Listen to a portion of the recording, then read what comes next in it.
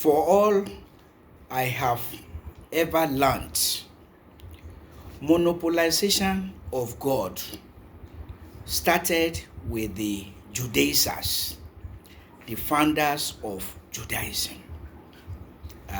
Because outside of the Jewish scripture, which Christians called Old Testament, I tell my students that Testament is the Testament.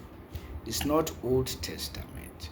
Neither was it established with Abraham, but rather with humanity ab initio.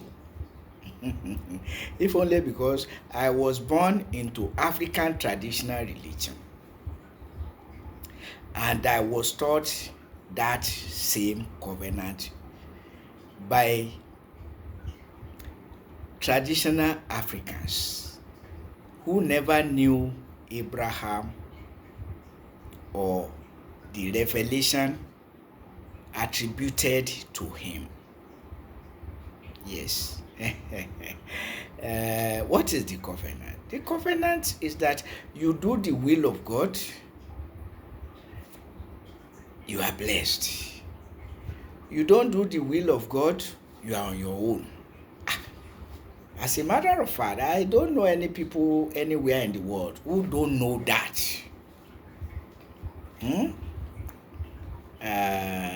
So, it is an eternal covenant. An eternal covenant. Not just with Abraham and his descendants, it's with humanity. Because the whole world, from all we have read and the encounters we have had, there's no people who don't know the difference between doing good and doing evil. And there's nothing like obeying the will of God than doing good and avoiding evil. Every other thing is something else, but where we are going now is this idea of monopolizing God.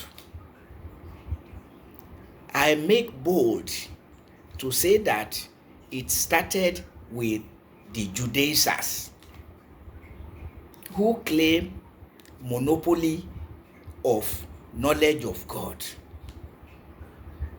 and even that the God of their fathers is the only true God, who is God of Abraham, Isaac, and Jacob. I don't know any other people making that type of claim, exclusive claim to God. Monopolization of the supreme being and attributing to other people's their own gods. While the only true God is known to Israel and belongs to only Israel. Even though there are some psalms saying the whole world proclaims the glory of God, a contradiction. But where we are going, what do the Jews in their scripture, what do they mean by other people's having their own gods other than the supreme being, the unique God, not the unique God, there's only one God.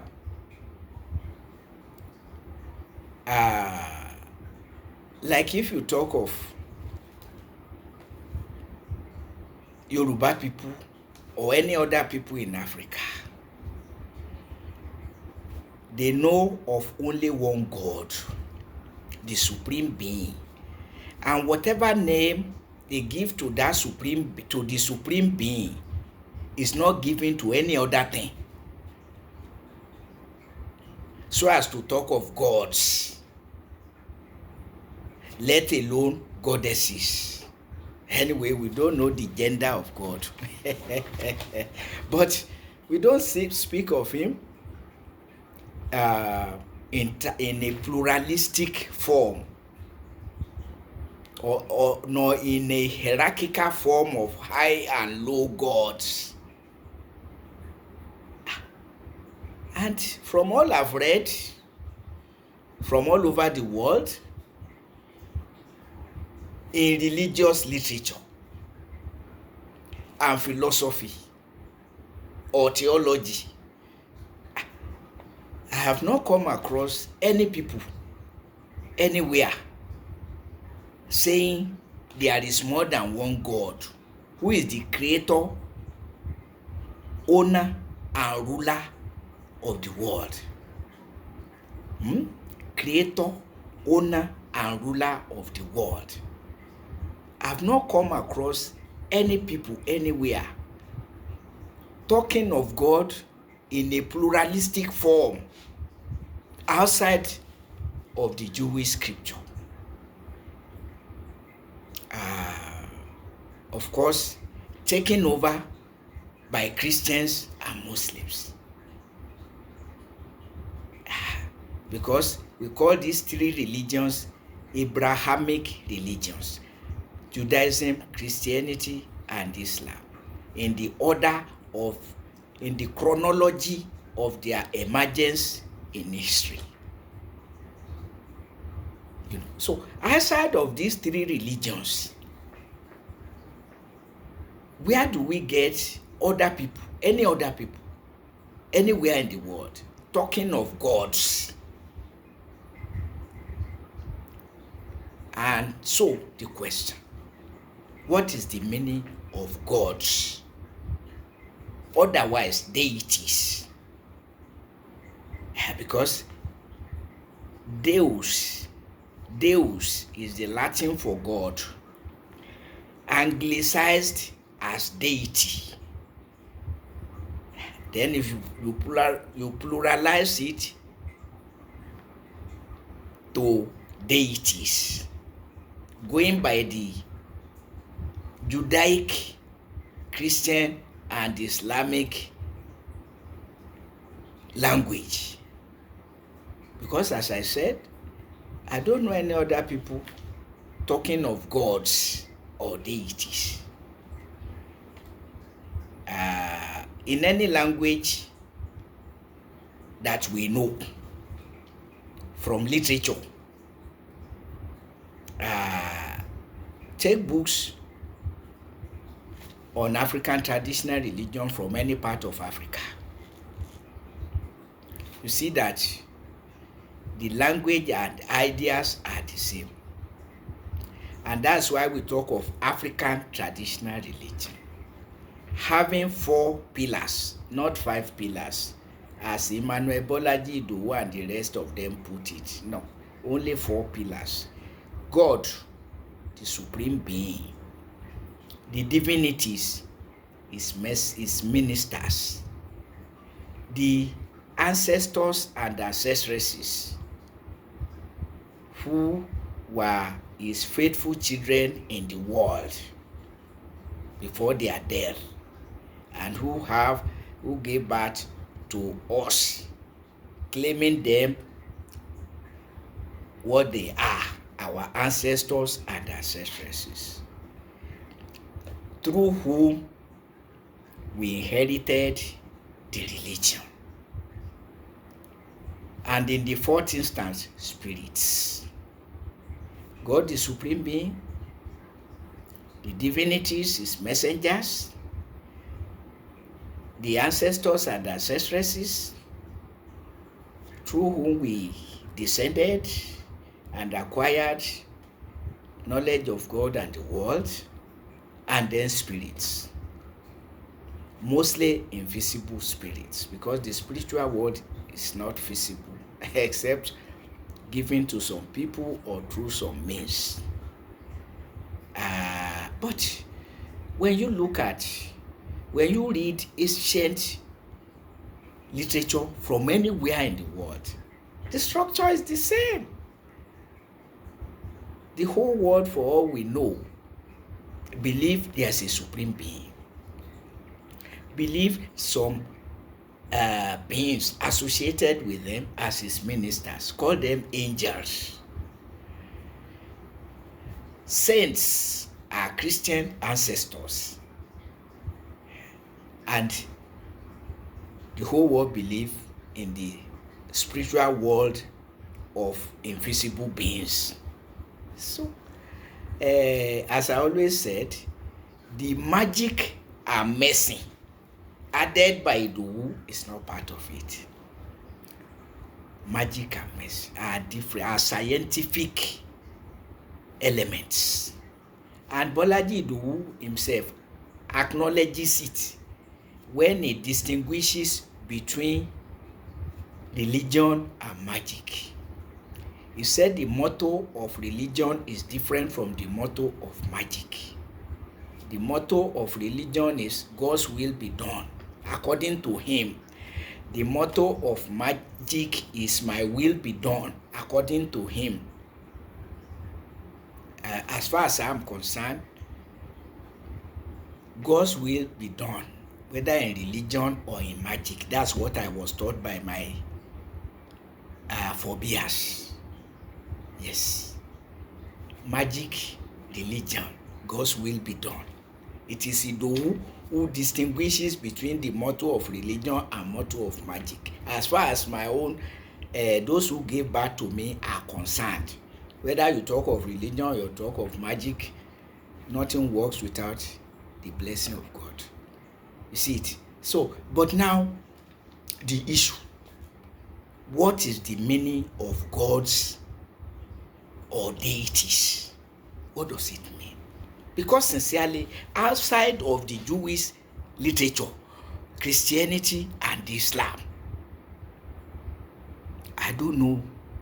I could not find what gods and deities mean. But what we can see is that Africans who are converted to Christianity and Islam now turn our divinities into gods and goddesses or deities. That's all we can see. Is that to conform with the Jewish ideology or theology adopted by Christianity and Islam, or what? Otherwise, whatever name we give to God, we don't give it to any other being. Whatever we call the supreme being is not shared with any other being. It's unique. So, monotheism, strictly speaking, strict monotheism. The Yoruba people say there is no king like God. Obabe Olorun ò sí. And other attributes of omnipotent, omniscient, science, omnipresent, and so on. Even saying that evil people who hide under mortar and shoot arrows out, if not seen by the earthly king, is seen by the heavenly king. So there's heavenly king and earthly kings. But as for God, it's unique. No, nothing else or nobody else is called Olorun in Yoruba. Nothing else is called Olodumare. And if you go to Igbo land, whatever name they call God is not shared with any other being. Chineke, Chukwu, and so on. Or among the Urobo, okay, it's not shared with, it's not, that word is not used for any other being. And so throughout Africa and the rest of the world, as a matter of fact, for all I can see in literature and historical writings from different parts of the world, of course, You have studied comparative religious studies, including religions from other parts of the world. Where do you see pluralization of God? Where do you see it?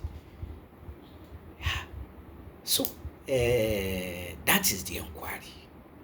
What does gods or deities mean? Because gods or deities is synonymous with gods. Deities is the synonym of gods. But what are deities? Who are deities?